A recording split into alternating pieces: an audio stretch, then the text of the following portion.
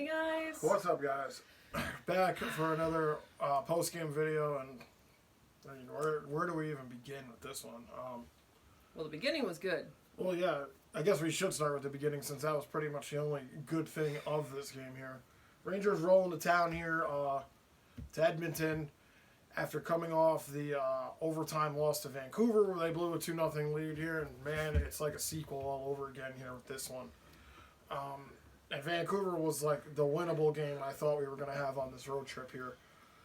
And then obviously blew that one, so we get into this one here, and you know we're facing the Edmonton Oilers here, high flying Draisaitl, McDavid, Hopkins, you know, all those guys here. And I will say that I thought the first period went fairly well. Yeah. Rangers started off scoring within the first 3 and change of the period from a goal from Phil Pidl. Nice to see him get on the board here, and we're like, oh, well, here we go. Now, this is good. Come out here, scoring on the road early, always good when you're coming into a crazy building like this one. Edmonton would answer late in the period on a goal from Hyman, I believe. Mm-hmm. So then we go into the second, and Rangers would put up 3 more. 3 more to make it a 4-1 lead. I'm trying to think of who scored. Kreider scored, Rooney scored, and I believe Zibanejad scored. Yes, yeah, that's how it went down. The Rangers would take a power play, or a penalty, excuse me, would take a penalty, and Edmonton would answer with 12 seconds left on the power play. So frustrating because they're on a streak. I think it's 9 games where they've scored on the power play every game, and I was really hoping to have no power play in the first. I was like, okay, this is good. And then when it happened, I was so worried because one of the Rangers were saying before, one of their biggest penalty killers is Igor. And Georgiev was in goal tonight. Yeah, that's another thing. Georgiev in net here. So, you know, we get to that. So they would make it 4-2 going into the third. And there was just something about the third that, you know, I tried to, you know, give my points like I always do on the streams in the intermissions. And one of the big ones was to stay out of the box. Which they managed to do for the most part. They would get into some penalty trouble, I think, but they ended up. I think the Oilers did score on the next power play. I don't know. Remember if they went 2 for 2. I think they might have. They did. I think there were like 40 seconds left or something on that one. I think there was a lot. And it was Zibanejad who took the penalty. It was a tripping call. He was reaching. So here we are. You know, a 1-goal lead here. It was 2 minutes and 35 seconds between goals in the third. Edmonton would tie it up. And mind you, at this point, the Rangers are pinned in their zone, and practically up until the point I'm about to bring up now, the entire period where they finally would get a breakout to Zibanejad, and he would get a goal on a wicked snapshot to beat Kaskinen, and that was good. To regain the lead 5-4 here after they'd just blown a 3-goal lead in the third. But Edmonton did not quit. They came down and continued to sustain crazy amounts of pressure on the Rangers. They could not get the puck out of the zone. And, of course, lo and behold, 4 minutes left in the game, Connor McDavid puts on a clinic. He skates through 4 Rangers and dekes out Georgiev. I mean, the goal, you can't take anything away from Connor McDavid. I mean, I knew going into this game that I wasn't even. I was different when the Rangers were 4-1. I was like, maybe they have a chance here, maybe. Yep. But like I was saying on the streams, were flashbacks here from the Vancouver game and last season, where you know they can't hold the lead, man. They cannot hold a lead.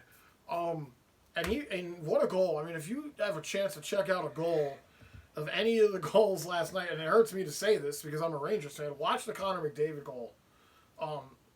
It'll probably be all over the highlights. I was going to say, it'll probably be hard to avoid seeing it might be hard to avoid the Connor McDavid goal. If you're looking at any hockey stuff, I feel like that's going to pop up.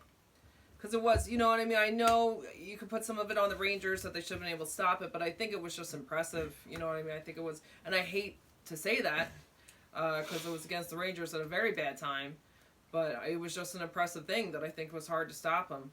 Yeah, I mean, again, we addressed it when we were on the stream. It's too many people watching him. You know, they're looking down. They're not looking at him. You got to take the body on him. You cannot be looking at the puck. Mm-hmm. You look at the puck on Connor McDavid, he's going to get by you. He's too fast. He's got amazing hands, and he's got a wicked shot. I mean, I hate how good of a goal it was. It was such an incredible goal to tie the game with like 4 minutes left and change against the Rangers, and the Rangers would hold on to go to overtime. Yeah. But at that point, even in the overtime period, the puck was in the Rangers' end almost the entire overtime period. The overtime period went longer than I thought it was. It did. There was only a minute and change left. I thought Edmonton would have ended the game sooner. Mm-hmm.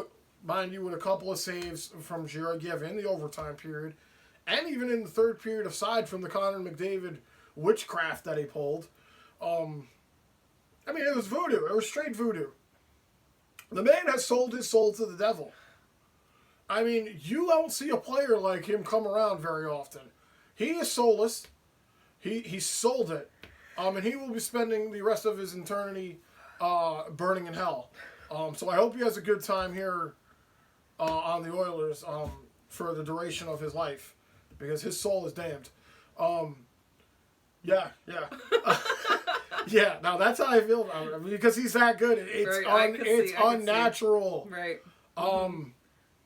Same goes with Gretzky, and all those guys, and all Lemieux and all those guys. Their souls are damned too.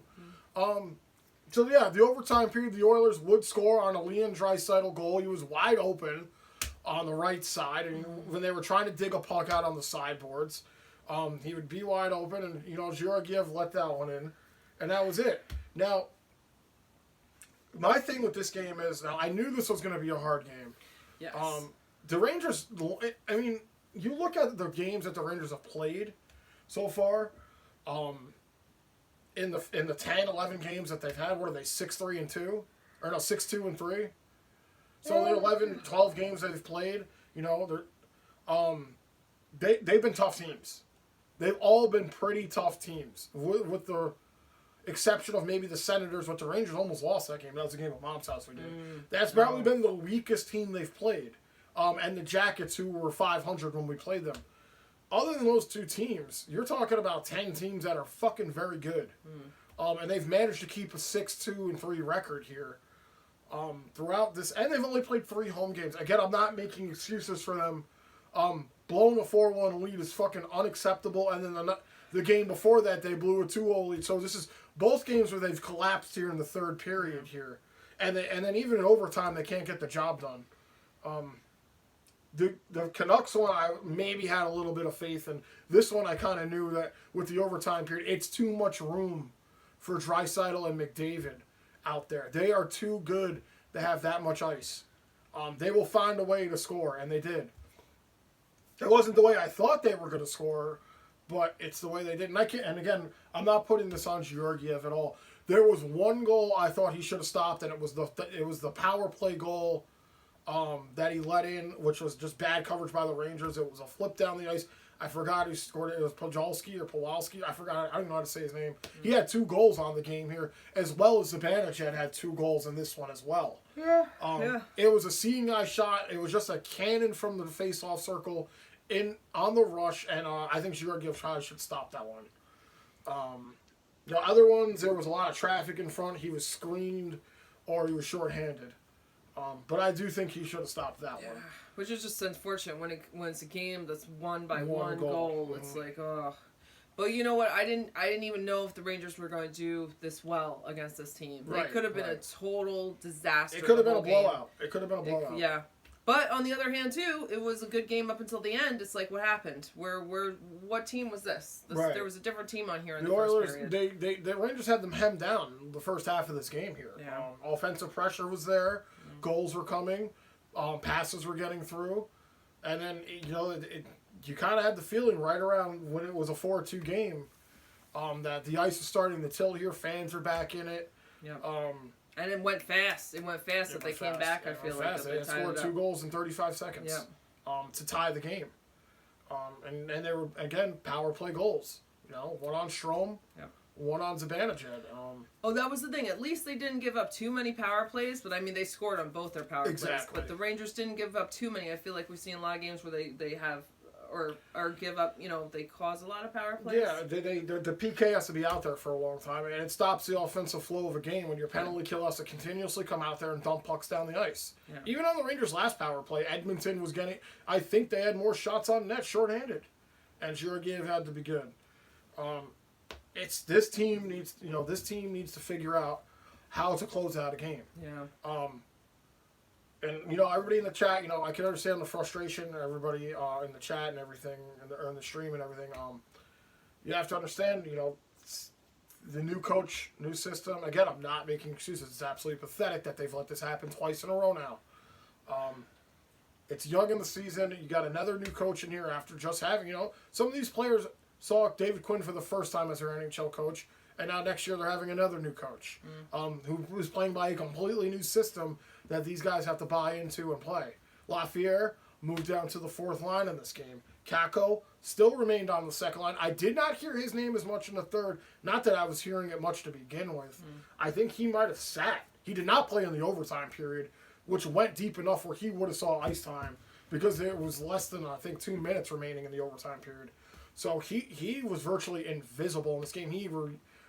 He's yet to put a point on the score sheet this season.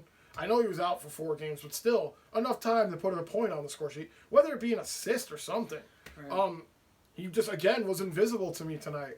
And I'm really kind of pulling for him this year. But other than that, the penalties were an issue. This team is too high and flying to be giving them penalties.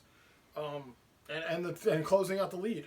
You got good teams figure out ways to close out leads, especially when you're up by 3 goals, man.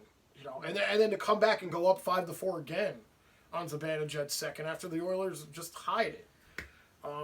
It's a disappointing loss. It really was. I didn't have many high expectations going into this one though, but as the game went, I was like, okay, they could do this.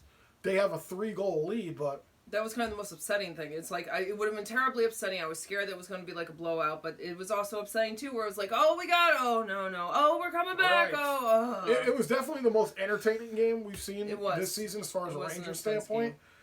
As a hockey fan, I mean, yeah, it was a great game to watch. But, as a true fan of the New York Rangers, it was a frustrating game to watch at the same time. Everybody wants to see goals. Everybody wants to see hits. Everybody wants to see that. Overtime, extra hockey, this and that. It was a frustrating game to watch because you've seen this team beat, the Jackets. You've seen them beat the Toronto Maple Leafs. You've seen them beat the Senators when they were down 2-0 late in the third. You've seen this team battle back and win games. And for them to be up, what do they have to be in a comeback situation to win the game? Other than the Jackets game,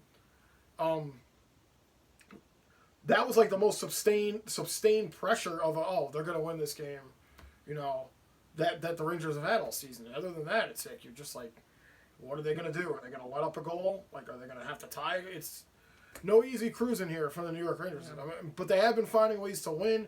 They are still getting points here and there, but they really should have got Edmonton with 2 here. Yeah. So I'll just leave it at that. Unless you have anything to add. No. Oh, tomorrow. Brand new day tomorrow. Brand new new day, game yeah. tomorrow. Igor will be in net, and hopefully they can, at least the goalie will be fresh. So Igor will be in net here against Calgary tomorrow. It'll be a 10 o'clock Eastern start. Maybe Reeves will be there. He's off the IL, and he's day to day. Maybe he'll be there. I mean, I don't think Reeves would have saved this game, to be honest. No, but it's just a fresh person. Yeah. If he plays tomorrow that didn't play today is all I'm saying. Yeah, it might be nice to have a spark to line up to have him back because he has a veteran presence. Yeah. But yeah, the Rangers have to be better, and I know that'll be addressed here. It better be at least, because now you're going 2 games in a row, blowing leads and losing in overtime, and you're lucky to get the point. To be honest, both these games, the Rangers should have 4 points right now. Yeah. If we can come out of here and salvage 2 tomorrow against Calgary, okay. Whatever, it is what it is. You're getting points on a road trip. I guess you can't ask for more than that unless, But I think they should add 2 here. So, all right, guys, we'll leave you with that one. Thanks for everybody who popped in tonight. Yes, thank you so much. We had a ton of people on the stream. I think we were almost at 50 at some point tonight. So, again, thanks to everybody, and hopefully the Rangers can pull it together tomorrow and straighten out these issues. Yeah. All right, guys. Thank you guys so much. Have a good night. Have a good night. Let's go Rangers. Let's go Rangers.